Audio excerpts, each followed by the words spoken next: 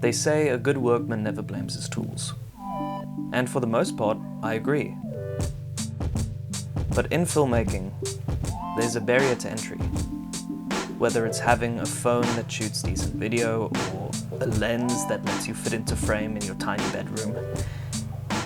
Every piece of gear has a story, a reason why it was necessary or why you wanted to use it. To me, these aren't just black plastic and magnesium. They're the tools that helped me chase a dream I've had since I was a kid. This is the gear video. What's up? I'm Chris, I make movies, and today I thought it would just be a cool idea to take a look at some of the gear that I used while making my first feature film. Disclaimer, I don't have an unlimited amount of gear, so a lot of the gear that I was using to make my first feature is also the gear that I'm using to make this video right now. So it's going to be a bit difficult for me to show you exactly what camera I'm using. Some of the lenses are going to be a bit difficult to show you, but we're going to make it work and it's going to be fun. Let's get into it. Let's start this off with a category that everybody wants to see. It's the camera and lenses. Now, spoiler alert, I did not shoot it with an M50, but let's start with lenses. So right here I've got the 24mm f2.8, and as you can see, this is what I meant when I said that I wouldn't be able to show you guys all of the gear because I'm still actually using this stuff. By the way, this is shot on the Blackmagic Pocket 6K Pro. So let's move on to a lens that I can show you guys properly. This is the Sigma 50-150 f2.8. Look at this glass, it's beautiful, love it. And one of the things I really like about this lens is it's f2.8 all the way through, from 50mm to 150mm, which was super useful on this project. What's really great about this lens is how versatile it is. I think I shot like 80% of my movie on this. It's just that nice looking of a lens. And I got this for a steal at Cash Converters. I think it was something insane, like $70 US. Moving on to this guy over here. This is the first lens that I wanted to toy around with. It's the Canon 10-22mm. I've been a big Wes Anderson fan for as long as I can remember, and I've always wanted to get those super wide shots just with a lot of detail in the background and everything. I had a short that came out a while ago that really leaned on this thing. I'm going to put up some clips now. Didn't really use it too much for this movie, but there are 1 or 2 shots in it, so I thought it was worth a mention. Now this guy, oh, he's an OG. This is the first lens that I ever bought myself. For those who haven't seen the first video that I uploaded on the channel, I talked about how my first real camera was a Canon 1300D. Obviously that came with its own kit lens, and for years I didn't have any other lens until I finally got my first video gig, and then I decided, you know what, I made some money off of this, I'm going to buy something that's going to make my stuff look even better. I didn't use it that much on this project because the Sigma 50-150 pretty much took its job. But if we were in public and I wanted to do a rig that was a little bit less conspicuous, then I'd pull out the nifty 50 just to make it look like I was a tourist with a fancy stills camera instead of a dude trying to shoot something for free. Now this guy, this is the Canon M50, and this is the first camera that I ever bought myself. And it was such a nice upgrade from the 1300D. It felt monumental at that stage. Like, you went up immediately to 60 FPS, 1080p, you got 4K. It was really cropped 4K, but it felt really good to say that I could shoot in 4K, even though I almost never did. I actually use this more for location scouting because the sensor size is actually really similar to the Blackmagic 6K. Now, while I didn't use this to shoot the film, it actually makes an appearance. My character Andrew is an avid photographer, and in the opening scene of the movie you can see him take out his camera to get some quick pictures of the train that's driving past him. It's almost like a little meta nod to people that knew, hey, that's a camera that he actually used to make shorts that you can watch right now. Moving on to sound, and I can say this is the production where I've put the most effort into working on my sound. Yeah, this is a Boya BM6060. a pretty generic shotgun mic.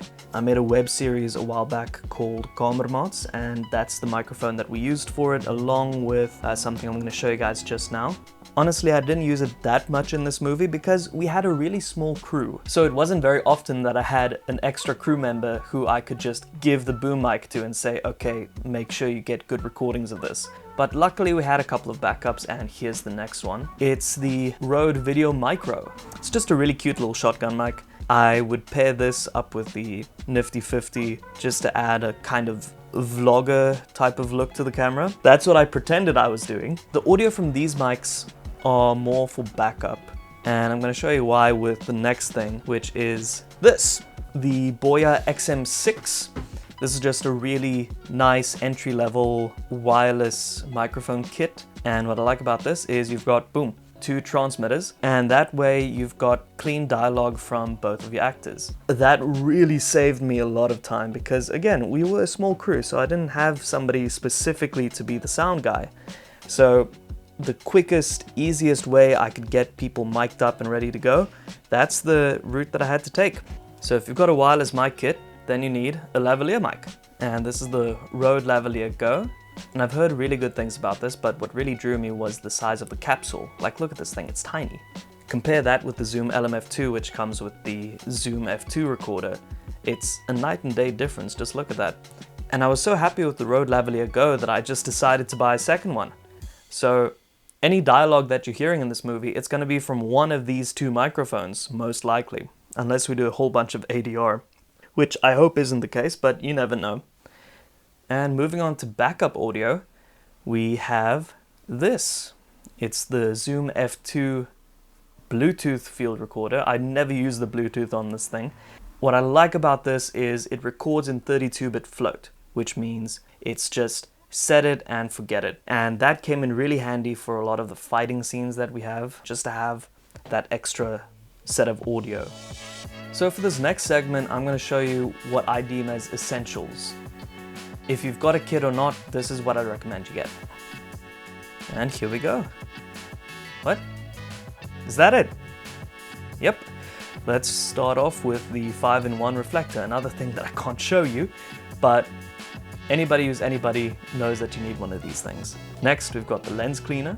I can't tell you how many shorts I've seen where people's lenses are just straight up filthy. Like, just get one of these things. It's not that hard, okay? I promise you, you can do it. Now, you might have noticed this white thing back here, and I'll show you what it is. It's just a sheer white curtain.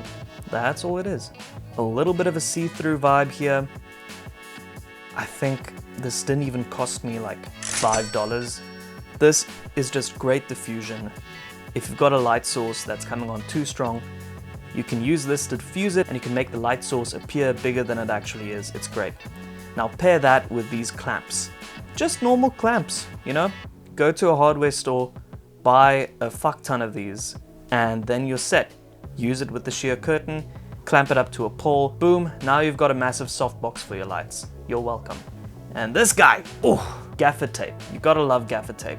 What can you do with it? Pretty much everything. Look at this. It's like duct tape, but it doesn't leave a residue behind. So you can put it on paper, you can put it on whatever, and it's not gonna pull it out. It's great. And here are the lights. Look at that. Oh, I love it. Yeah, this is all that I used. I used 3 lights along with a bunch of practicals, and that's how I made my movie. Let me show you what I got. Now this is the Godox Lightmons LED 6R, I think. Yeah, it's fully RGB. I think there's an app for it, but don't quote me on that. Charges on USB-C, and you can keep it turned on indefinitely if you've got a power bank or something for it. What's cool about this is it's magnetic on the back, so you can stick it onto a fridge or whatever if you need to get that stealth lighting set up. It's really nice to just enhance practicals or anything like that. And this is the Ulanzi VL120. It's just a generic 120 LED RGB mini panel. And look at how cute it is. Really cute and tiny. You can just fit it in your pocket if you want to. Now this guy back here, it's the Cinepeer CX100. And this is my first big boy light. I mean, look at that. That's the lowest setting I can put it on, and it's already making so much freaking light. It's even got a fan at the back. Like, look at this. I'm gonna be able to make it spin up right now. full intensity. Just look at how bright that is. Now wait for it. Boom, there we go. It's insanely bright. This is a 100-watt light.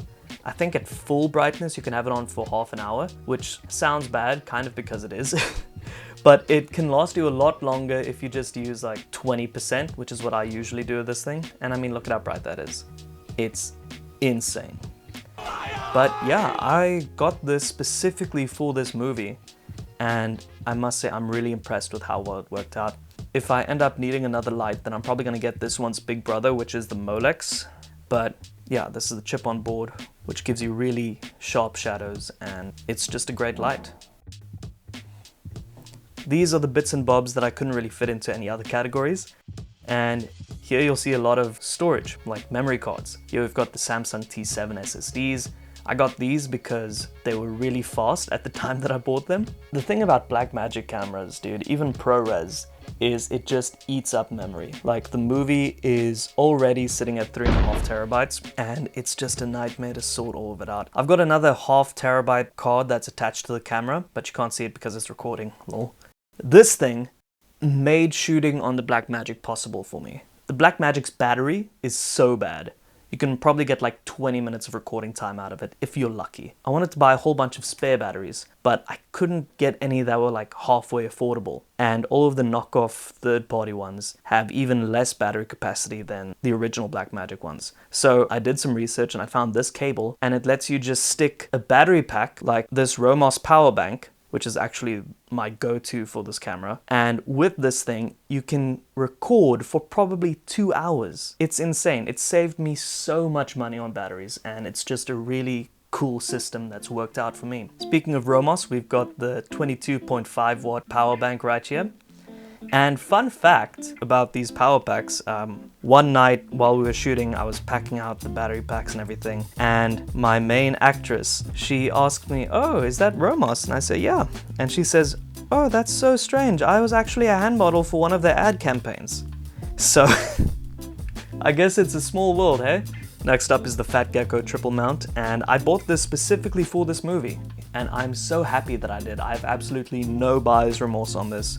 Basically, it's just one big plunger that you stick onto your car or glass or anything like that, and then you can mount your camera onto it. I'd written 2 really important scenes in the movie that involve the characters driving somewhere together. I wanted something where I knew I could get the reactions of my characters. So I got this thing and I just took a chance, hoped it would work, and it's been working beautifully. And the last thing that I have here is the Seagate 5 terabyte portable hard disk drive. It might sound really boring, it kind of is, but this is the last line of defense. If anything goes wrong, this is the thing I can go to actually get that back. So hopefully that was able to give you some insight into how I got this movie made. Again, this is a really small budget. All of this gear is just gear that I've accumulated over the years with gigs that I've worked and jobs that I've worked, and I'm really happy with the stuff that I have.